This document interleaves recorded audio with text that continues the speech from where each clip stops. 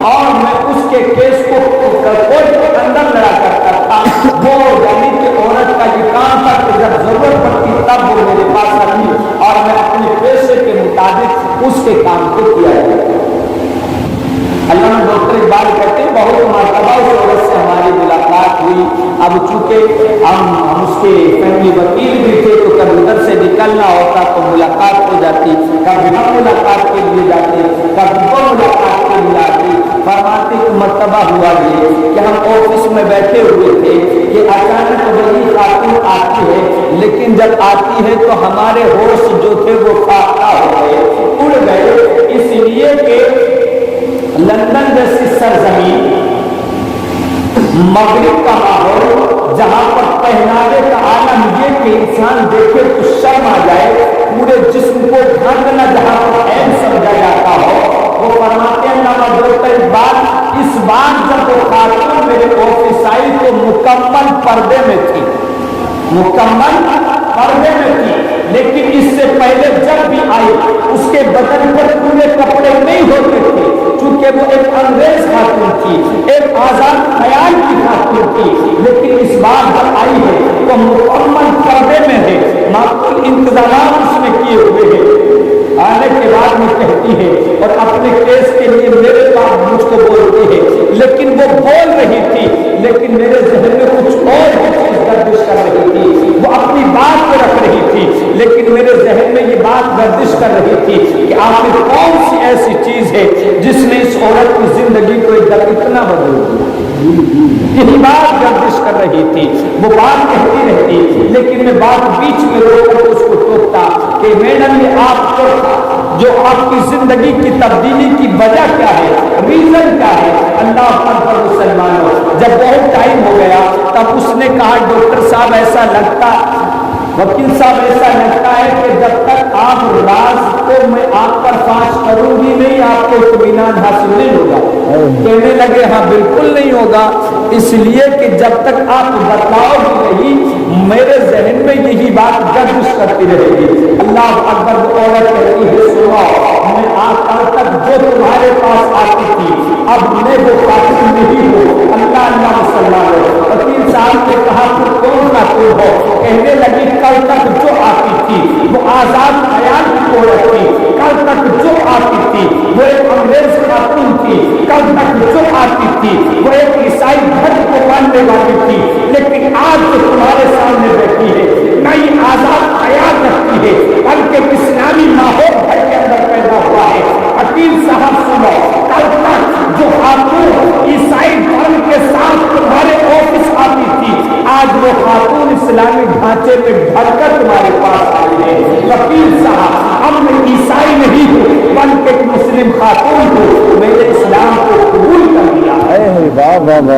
اللہ بات کہتے ہیں کہ اب تو میری خواہش اور بھی بڑھ گئی کہ آخر وجہ کیا ہے. فرماتے میں نے کتنا خاتون لیکن اسلام اپنانے کی وجہ جو تم نے اسلام کو اپنایا, کیا تم پر کسی نے پریشر کیا, کیا کسی نے زور دیا, کیا کسی نے زبردستی کیا, آخر وجہ کیا ہے. اللہ اکبر. وہ خاتون کہتی ہے نہیں, نہ ہی کسی نے مجھ پر زور دیا ہے, نہ ہی تشدد کیا ہے, نہ ہی سختی دی ہے.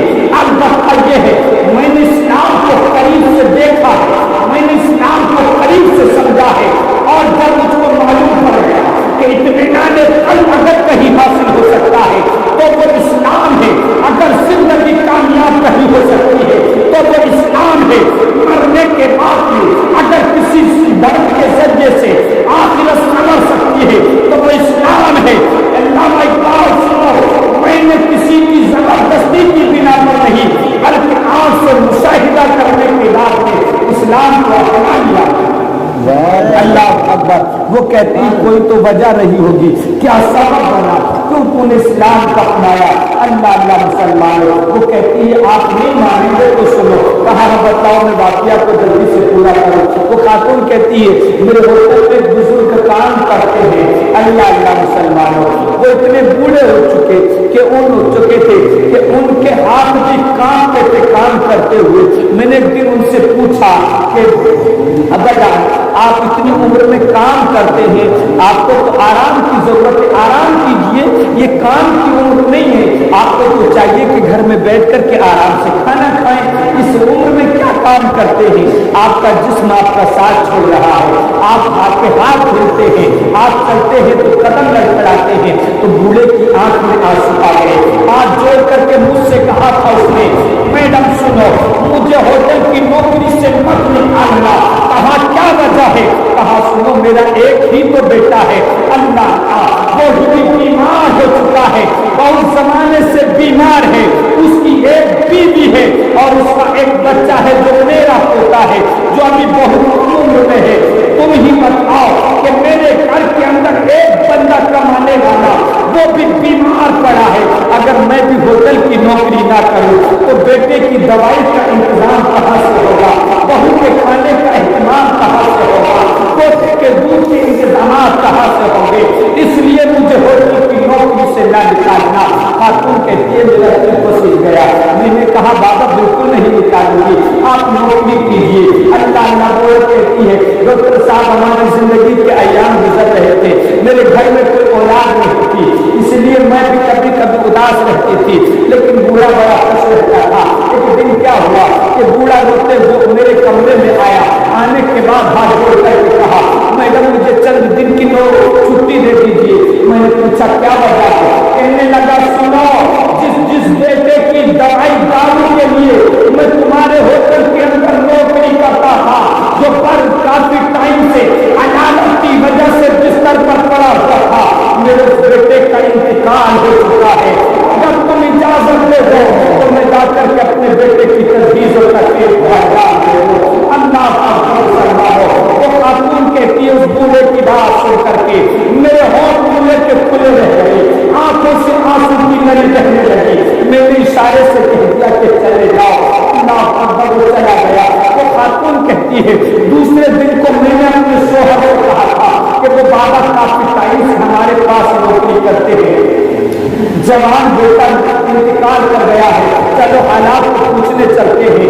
अल्लाह अकबर, खातून कहती है हम दूर पहुंचे, हमने जाकर के देखा टूटी फूटी झोपड़ी है, झोपड़ी के सामने टूटी हुई चटाई है, चटाई पर बूढ़ा बैठा है, उसकी आगोश में उसका छोटा सा पोता है जो खेल रहा है। मैं करीब पहुंची, गाड़ी को देख किया, करने के बाद भी मैंने कहा बाबा तेरी तो जिंदगी का चराग भी टूट गया, अब तू कैसे जिएगा? इतना मैंने कहा था कि उस बूढ़े ने कहा था मैडम ये बात नहीं है, आइंदा कभी मत कहना, बेटा मेरा था इंतकाल कर गया, लेकिन मुझे गम नहीं है। मैंने कहा कि क्या बात करते हो, बेटा इंतकाल किया है, कहते हो कि गम नहीं है? तो बूढ़े ने कहा था मैडम सुनो, वो रब की अमानत था, उसी ने मुझको अता किया था, आज उसने अमानत को वापस ले लिया है, तो रोना कैसा? अमानत उसकी थी, वो जब चाहे ले ले, हम उसकी बारगाह में आज भी शाकिर अल्लाह अकबर। मुसलमानों तो खातून कहती है कि दिलासा देने के बाद हम तो चले आए, लेकिन वो बूढ़ा तीसरे दिन आ गया, आने के बाद वो नौकरी करने लगा। अभी चंद दिन गुजरे थे कि फिर कमरे में आया, कहने लगा खातून छुट्टी ले लो। कहा क्या हुआ? तुम तो छुट्टी लेते नहीं हो। कहा वो जो मेरा बेटा इंतकाल किया था ना, उसकी जो शरीक हयात बीवी थी वो मेरे बेटे के दम में इंतकाल कर गई है, आज उसकी भी तजवीज़ और तकलीफ को अंजाम देना है। खातून कहती है मैं हफ्ता वक्त रह गई, इसलिए कि बूढ़े के चेहरे को कोई भी ऐसे आसार नहीं थे कि लगता कि बूढ़ा हो चुका हो। अल्लाह अल्लाह मुसलमानों, खातून ने कहा ठीक है चले जाओ, अभी बूढ़ा जाता है। तो खातून फिर दूसरे दिन को जाती है, जाने के बाद हालात को पूछती है, बूढ़ा कहता है मेरे रब का शुक्र है। अल्लाह अकबर। मुसलमानों फिर बूढ़ा होकर में आता है, लेकिन जब से खातून चली तो बूढ़े ने कहा था कि खातून सुनो, मैं अभी तक टूटा नहीं हूँ, मेरी जिंदगी को जीने का एक मकसद रह गया है। बोले क्या है? कहा मेरा पोता है, उसको दूध के लिए पैसा चाहिए, उसको इंतजाम के लिए मुझे नौकरी करना होगा, मुझे नौकरी से मत निकालना। खातून कहती है कि नहीं निकालूंगी। बूढ़े ने कहा था सुनो, एक मेरी ख्वाहिश को पूरा कर दो। कहा क्या है? कहा मेरा बेटा इंतकाल कर गया, मेरी बहू इंतकाल कर गई, अभी मेरा छोटा सा पोता रह गया है, कोई भी घर के अंदर नहीं है जो मेरे बच्चे की देखभाल कर सके, इसलिए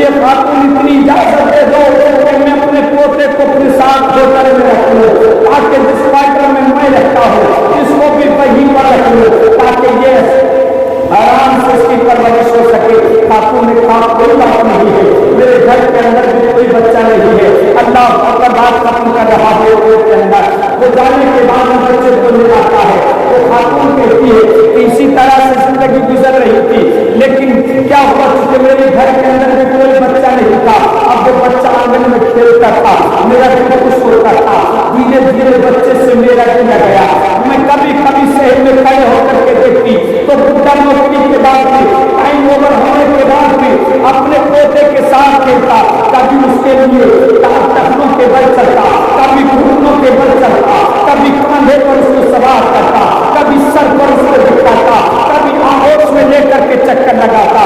अल्लाह पर मुसलमानों, वो खातून कहती थी आज ये हुआ, एक दिन वो बच्चा बालकनी पर खेल रहा था कि अचानक पैर फिसला, जमीन पर गिरा और पूरे की चीख निकली। मैं दौड़ करके गई, जब तक मैं पहुंची मैंने देखा कि बूढ़ा पहले से पहुंच चुका था, उस बच्चे को आहोश में उठाए बैठा। मैंने जाकर के हाथ से पकड़ लिया, पकड़ करके देखा तो मुझे एहसास हो गया कि बच्चा इंतकाल कर गया है।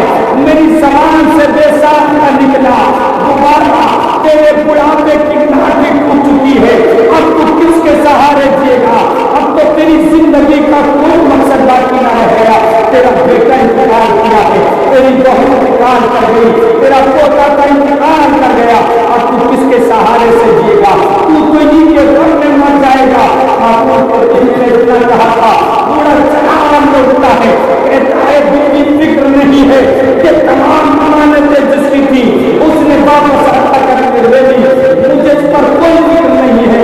मैं तो शुक्र इस बात का अदा करता हूँ कि कम अज कम इतने टाइम के लिए उसने ये खुशियाँ अता की। कम अज कम इतने वक्त के लिए ये खुशियाँ उसने अता तो की, वरना जमीन पर कितने लोग हैं जो दर दर की ठोकरें कहते हैं, लेकिन इतना टाइम तो दूर की बात है, एक मिनट के लिए भी औलाद का सुख नहीं पाते। तो वो खातून कहती है, उसका बुरे का हाथ पकड़ा, मैंने कहा ये तो बता कि कौन सी चीज ऐसी है कि इतने कम में भी तुझे ताकत फराहम करती है, कौन सी चीज ऐसी है जो तुझे ये कुव्वत की पावर अता करती है। बूढ़े ने मुस्कुरा करके कहा था, अपने पोते की लाश को आगोश में लेकर के, खातून जानना चाहती हो कि ये तमाम ताकत हमें कहाँ से मिलती है?